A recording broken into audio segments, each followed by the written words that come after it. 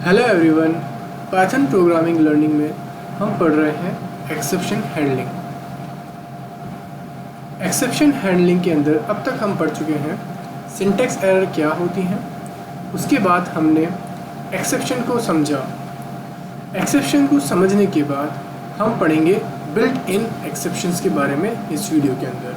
तो चलिए शुरू करते हैं। सो बिल्ट इन एक्सेप्शंस क्या होती हैं? ऐसी एक्सेप्शंस जो कि कॉमनली हमारा इंटरप्रेटर या कंपाइलर बार बार हमें देता है। बार बार देने से मेरा ये मतलब है, जब भी हम कोई ऐसी एरर हमारे कोड में निकाल देते हैं, जैसे कि सिंटैक्टिकल एरर, तो उस एरर पे जो हमारा कंपाइलर की जो इंटरप्रेटर जो होता है हमारा पाइथन का, वो जब कोई एरर निकाल के दे या एक्सेप्शन निकाल के दे, तो उसे हम क्या बोलेंगे? Built in exception. यानी पहले से ही वो एक्सेप्शन हमारे कोड में नहीं है, बट उस एक्सेप्शन के बारे में जो डिटेल है कि भाई वो एक्सेप्शन किस तरह की है, जो आपकी एरर आई है एग्जीक्यूशन के वक्त, है ना। तो जो एक्सेप्शन आई है उसके बारे में जो जानकारी है, इंफॉर्मेशन है, वो पहले से ही हमारे इंटरप्रेटर या कंपाइलर के पास मौजूद है। तो उस तरह की एक्सेप्शन की डिटेलिंग या डिस्क्रिप्शन को हम क्या बोलेंगे? Built in exceptions.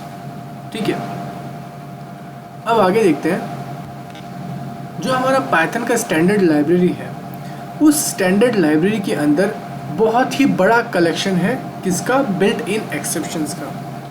ये सारी जो बिल्ट इन एक्सेप्शन होती है पाइथन की स्टैंडर्ड लाइब्रेरी के अंदर जो मौजूद हैं, ये क्या करती हैं? ये कॉमन एरर्स जो होती हैं, जो बार बार आती हैं हमारे प्रोग्रामिंग के अंदर, जो हमारे प्रोग्राम कोड के अंदर जो आ जाती हैं, जिनको हम एरर्स कहते हैं, जिनको हम एक्सेप्शन भी कहते हैं। तो ये जो बिल्ट इन एक्सेप्शंस होती हैं, ये हमें सॉल्यूशंस प्रोवाइड करती हैं, यानी एक स्टैंडर्डाइज सॉल्यूशन प्रोवाइड करती हैं। ठीक है ना। इन एरर्स का, जो भी एरर्स आपके प्रोग्राम कोड में आई है, ठीक है ना, उन एरर्स का एक सॉल्यूशन ला के देती है कि भाई आपको ये सॉल्यूशन मिलता है इस एक्सेप्शन का। ठीक है, आप इस सॉल्यूशन को अपने कोड पे अप्लाई करें तो क्या पता आपका जो कोड है वो सही से रन करने लग जाए, आपका प्रोग्राम एग्जीक्यूट हो जाए बिना किसी एक्सेप्शन के रेज किए हुए। सो जब भी कोई बिल्ट इन एक्सेप्शन रेज होती है, ठीक है, अब बिल्ट इन एक्सेप्शन रेज होती है, मैंने यहाँ पे क्या बोला? Exception raise. तो मैंने इससे पिछले वाले वीडियोस में आपको समझाया था कि जब कोई एरर आती है तो एक्सेप्शन रेज होती है। ठीक है ना, एक्सेप्शन रेज होती है। तो जब भी कोई ऐसी बिल्ट इन एक्सेप्शन रेज होती है किसी एरर के ऊपर, तो वहाँ पे एक एक्सेप्शन का कोड आता है जिसे हम कहते हैं एक्सेप्शन हैंडलर कोड। ठीक है ना, जो भी एरर है उस एरर की एक एक्सेप्शन रेज होती है और वो बिल्ट इन एक्सेप्शन कहलाएगी। ठीक है ना। पहली बात तो ये कि भाई जो एरर आई है, ठीक है ना, अगर हमारा इंटरप्रेटर या कंपाइलर समझ गया कि भाई ये तो कॉमन मिस्टेक है, इसका सॉल्यूशन मेरे पास है, तो वो आपको एक एक्सेप्शन रेज करेगा। वो एक्सेप्शन रेज करेगा तो आपको एक एक्सेप्शन हैंडलर कोड मिलता है। कोड मतलब कुछ आपकी स्क्रीन पे लिखा हुआ आता है रेड कलर से। ठीक है, अब वो जो लिखा हुआ आया है, ठीक है, उसमें क्या क्या लिखा होता है? उसके अंदर एक तो एरर का नाम होगा, ठीक है ना, कि भाई एरर का नाम मतलब उस एक्सेप्शन का नाम होगा कि भाई ये एक्सेप्शन का नाम है और ये किस वजह से रेज हुई है, और उसके साथ क्या होता है?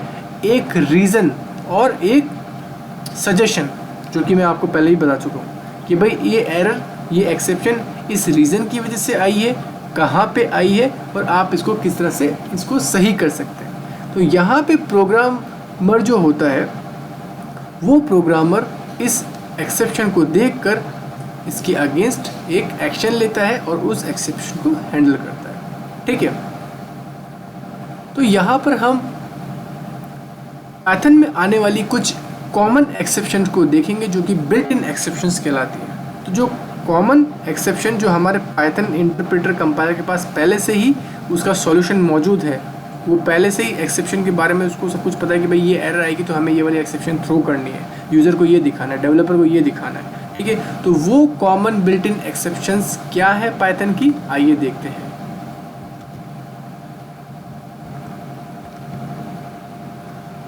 तो यहाँ पे एक टेबल है और ये टेबल हमें बिल्ट इन एक्सेप्शंस दिखाती है पाइथन की। तो यहाँ पे पहले नंबर पे आप अगर देखें तो पहले नंबर पे एक्सेप्शन का नाम होगा कि भाई ये किस तरह की एक्सेप्शन है। हमने पिछले वीडियो में सिंटैक्स एरर के बारे में देखा था। सिंटैक्स एरर सिंटैक्टिकल एक्सेप्शन को बताती है कि भाई ये जो आपकी जो एरर आई है सिंटैक्स वाली है। जब हमारी जो एक्सेप्शन थ्रो होती है तो वहाँ पे सबसे पहले उस एक्सेप्शन का नाम लिखा होता है। तो यहाँ पे पहली जो एरर जो आपकी एक्सेप्शन है वो है सिंटैक्स एरर, ठीक है।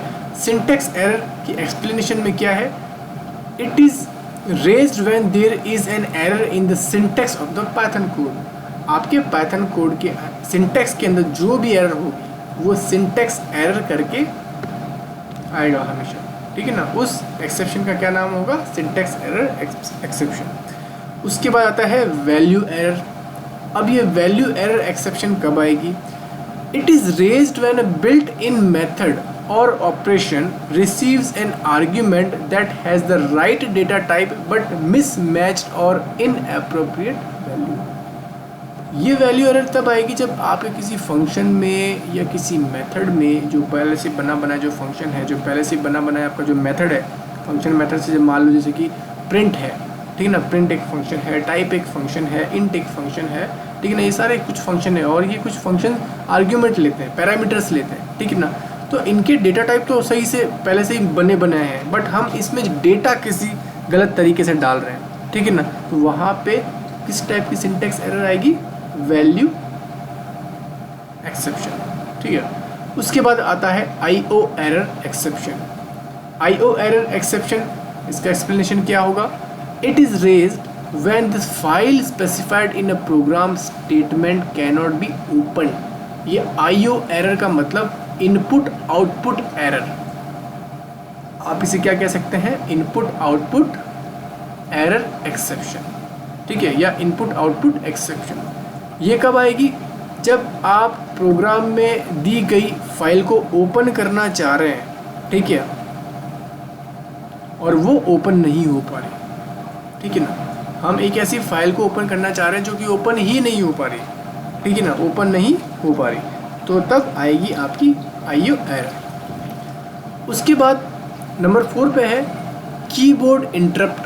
अब ये क्या होती है, ये एक्सेप्शन कब आएगी, it is raised when the user accidentally hits the delete और एस्केप की। ये वाली एक्सेप्शन तब आएगी जब यूज़र गलती से डिलीट की या फिर एस्केप की प्रेस कर देता है while executing a program due to which the normal flow of the program is interrupted। आपने एक प्रोग्राम रन किया और प्रोग्राम रन हो रहा है और आप गलती से डिलीट या एस्केप की दबा देते हैं बीच में, तो उससे क्या होगा, आपका प्रोग्राम चलता चलता रुक जाएगा और वहाँ पे एक एक्सेप्शन का मैसेज आएगा नीचे रेड कलर से लिखा हुआ कि कीबोर्ड इंटरप्ट, कि आपके कीबोर्ड ने प्रोग्राम को चलने से रोका। तो ये कीबोर्ड इंटरप्ट एक्सेप्शन है। नंबर 5 पे है इम्पोर्ट एरर। ये क्या होती है, इम्पोर्ट एरर एक्सेप्शन क्या है, it is raised when the requested module definition is not found. हमने इससे पिछले लेक्चर्स के अंदर देखा था कि मॉड्यूल्स क्या होते हैं, मॉड्यूल किस तरह से बनाते हैं। तो ये एरर मॉड्यूल्स के लिए है। जब कोई रिक्वेस्टेड मॉड्यूल नहीं मिलता तब हम इम्पोर्ट एरर एक्सेप्शन को देखते हैं कि आपने जो मॉड्यूल स्पेसिफाई किया है और वो मॉड्यूल खुले ही ना, मिले ही ना, बना हुआ ही ना हो या लाइब्रेरी से मिसिंग हो, है ना, तब इम्पोर्ट एरर के अंदर आप ये देख सकते हैं कि आपका मॉड्यूल मौजूद नहीं है, हमारा इम्पोर्ट एरर ये हमें ला के बताएगा। उसके बाद आता है नंबर 6 पे EOF एरर एक्सेप्शन। ये EOF का मतलब है end of file error exception. ये क्या करता है, ये क्या बताएगा हमको, ये बताएगा it is raised when the end of file condition is reached without reading any data by input. Suppose करो एक फाइल है आपके पास, ठीक है, उसमें कोई डेटा ही नहीं है ना, और जो कर्सर है वो लास्ट में पहुंच गया, उस फाइल के लास्ट में पहुंच गया बिना किसी फाइल की रीडिंग किए, तब क्या बोलेगा, end of file error. Mostly ये वाली आती है, ये जो EOF एरर है, एक्सेप्शन है, ये मोस्टली कई बार आती है प्रिंट फंक्शन में, इनपुट फंक्शन में, ठीक है ना। इनपुट फंक्शन क्या करता है, इनपुट लेता है, ठीक है। अब आप किसी फाइल को रीड कराने जा रहे हो, ठीक है, उसमें कोई डेटा नहीं है, तो वो इनपुट किस में ले, वो लास्ट में पहुंच जाएगा और आपको इस तरह का एरर एक्सेप्शन दे देगा कि भाई मैं फाइल के लास्ट में पहुंच चुका हूं, ठीक है, मुझे कोई डेटा रीड करने के लिए नहीं मिला। फिर आती है नंबर 7, ज़ीरो डिवीज़न एरर। मैंने लास्ट वीडियोज़ के अंदर आपको बताया कि अगर किसी नंबर को 0 से डिवाइड करेंगे तो ये पॉसिबल नहीं है, एरर आ जाएगी। कैलकुलेटर में भी आप ट्राई करके देख सकते हैं, ठीक है ना, वो बोलेगा कि डिवाइड नहीं कर सकता। यहाँ पे क्या बोल रहा है, it is raised when the denominator is in a division operation is 0, ठीक है। जब आप किसी डिनोमिनेटर को 0 से डिवीज़न करेंगे तो ये एक्सेप्शन आएगी। अगला आता है 8, इंडेक्स एरर। बहुत सिंपल, किसी भी चीज़ का इंडेक्स से रिलेटेड है, ठीक है ना। तो ये क्या बोल रहा है, it is raised when the index of subscript in a sequence is out of range. मान लीजिए आपके पास एक लिस्ट है और आप लिस्ट के अंदर 5 आइटम डालते हैं और आप उसके 5 आइटम डालते हैं तो 0 to 5 मतलब 0 to 4 हो गया, ठीक है। अब आप 5th इंडेक्स की वैल्यू को एक्सेस करना चाह रहे हैं, जो कि है ही नहीं भाई, 5th लोकेशन पे कोई वैल्यू है ही नहीं, तो आपको इंडेक्स एरर मिलेगी। फिर आता है name error. It is raised when a local or global variable name is not defined. जब आप ऐसा लोकल वेरिएबल या ऐसा कोई ग्लोबल वेरिएबल बना देते हैं जो कि पहले से मौजूद ही नहीं है, तो बोलेगा कि भाई आपने जो नाम लिखा है, ठीक है ना, वो अवेलेबल नहीं है, डिक्लेयर्ड ही नहीं है, तो आपको नेम एरर एक्सेप्शन के अंदर ये चीज़ दिखेगी। उसके बाद 10th नंबर पे आता है इंडेंटेशन एरर। ये क्या बोलता है, it is raised due to incorrect indentation in the program. सबसे ज़्यादा कॉमन मिस्टेक्स जो स्टूडेंट लोग जो लर्निंग फेज़ में करते हैं वो इंडेंटेशन एरर की करते हैं पाइथन प्रोग्रामिंग के अंदर। तो आप ध्यान रखें कि भाई कितना स्पेस देना है ना। फॉर लूप में नेक्स्ट लाइन के अंदर कितना स्पेस लगेगा, है ना, इफ़ के अंदर कितना लगेगा, एल्स के बाद कितना लगेगा, कितने स्पेसेस आप मतलब कितने टैब स्पेस छोड़ने हैं आपको।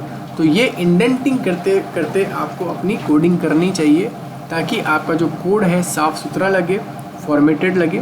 तो इसलिए अगर आपका कभी इंडेंट नहीं हुआ प्रॉपर तो सबसे पहली एरर यही आने वाली है, इंडेंटेशन एरर की, ठीक है।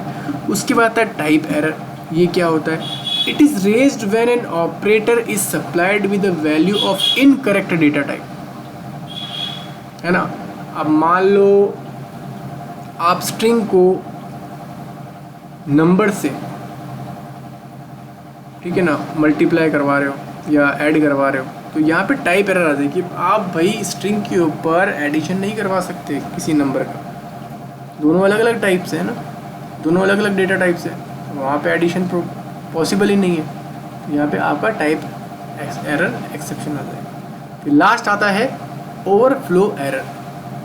ओवरफ्लो एरर क्या होता है, it is raised when the result of a calculation exceed the maximum limit for numeric data type. इसको आप ऐसे समझें कि जब आप कैलकुलेटर में 99, जैसे कैलकुलेटर जो होता है आपका 12 डिजिट का होता है, ठीक है ना।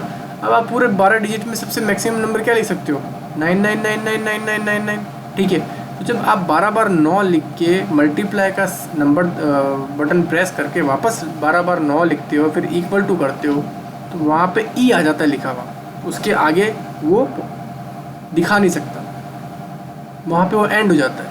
तो उसका मतलब क्या हुआ कि ये ओवरफ्लो हो गया, ठीक है।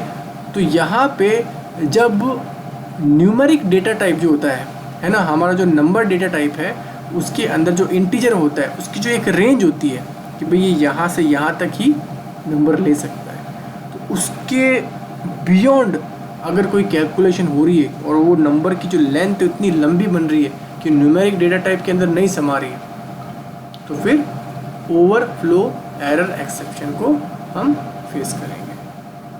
तो ये तो थी कुछ 12 इनबिल्ट एक्सेप्शन पाइथन की अंदर।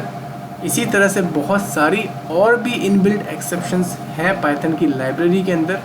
हमने यहाँ पे ये जो 12 डिस्कस किए, ये मोस्ट कॉमनली अकर होने वाली एक्सेप्शन है जो जब हम पाइथन के अंदर कोडिंग करते हैं। सबसे ज़्यादा जो बच्चों के अंदर, जो स्टूडेंट्स लेवल के अंदर जब वो लर्न कर रहे होते हैं, तो indentation error, division by zero, end of ये जो EOF एरर है, एंड ऑफ फाइल एरर, ये ज़्यादातर आते हैं। ठीक है, सो आज के लिए इतना ही। Thank you so much, have a great day.